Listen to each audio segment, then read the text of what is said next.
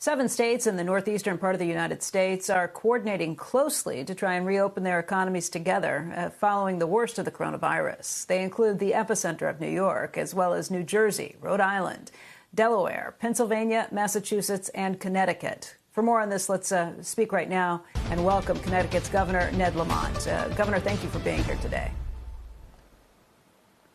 Good morning, Becky. First of all, give us an update. How are things going in Connecticut, and how's your constituency going? What kind of numbers are you seeing at this point, and where do you think we are in the curve?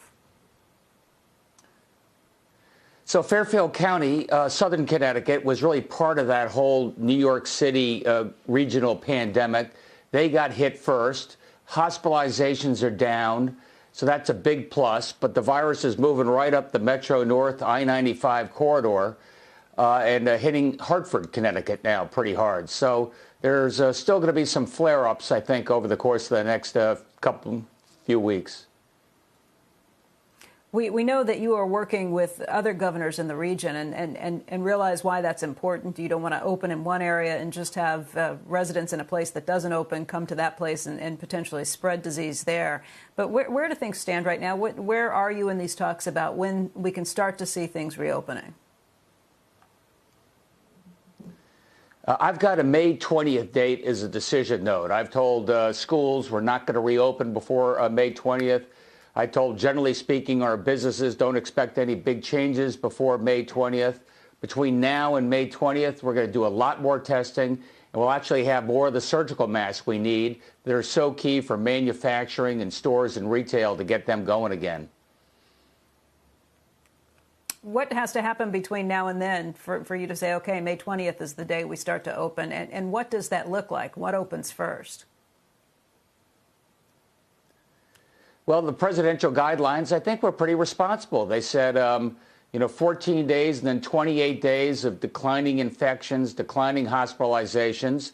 That gives you a yellow light to cautiously start opening things up. And again, like I said, if we have more surgical masks, that allows us to allow those smaller businesses to get going more safely.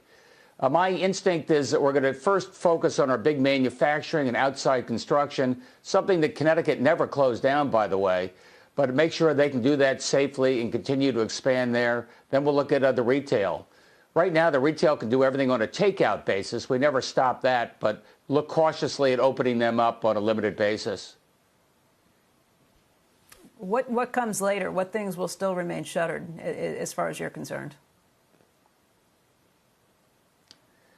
I think the things that come later are the things that Georgia opened up first, which surprised me. Those things that have very close personal contact, bars, restaurants where you're closed in, probably even barber shops, nail salons, places where you have close personal contact.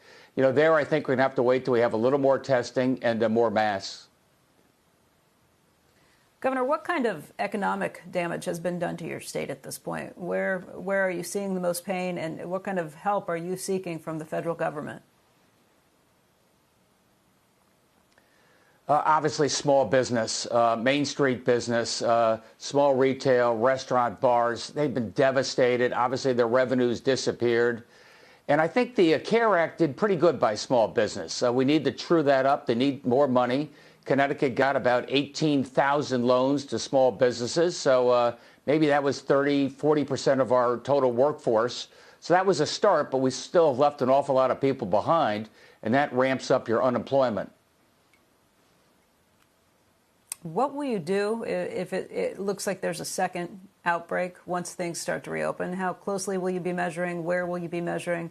And what would make you think, wait a second, this is too much too soon? Because we know there will be potential outbreaks in places as we start to open up. It's inevitable. I think it's inevitable, but I want to do it cautiously. I don't want to have another big outbreak, likes of what you see in India and Singapore and other places. That would just be a body blow to the economy. So let's stay if we can keep on a steady track as best we can.